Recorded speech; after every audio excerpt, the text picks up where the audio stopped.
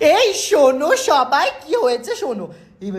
ভারত পাকিস্তানের তো যুদ্ধ লেগেছে, তো আমি তো ভয় ভয় রয়েছি যে ওমা ঘরে এসে বোম ফাটলো বলে, মাথায় বোম পড়লো বলে, এর জন্য ইনস্টাগ্রামে স্টোরি দিচ্ছি না, কন্টেন্ট দিচ্ছি না, চোখ খোলা যায়।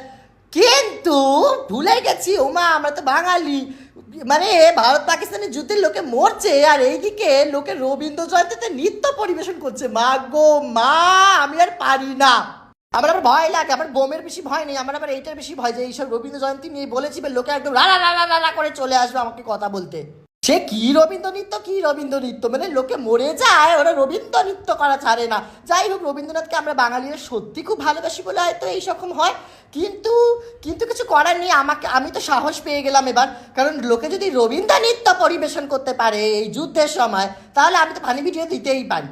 কিন্তু আমার খুব ভয় বাবা, এই বোমের বেশি ভয় নেই আমার, মা আমার এখন কোনো ভয় নেই যে মাথায় বোম পড়লো বাবা গো, কিন্তু আমার ওই ভয় বেশি, এই যে রবীন্দ্র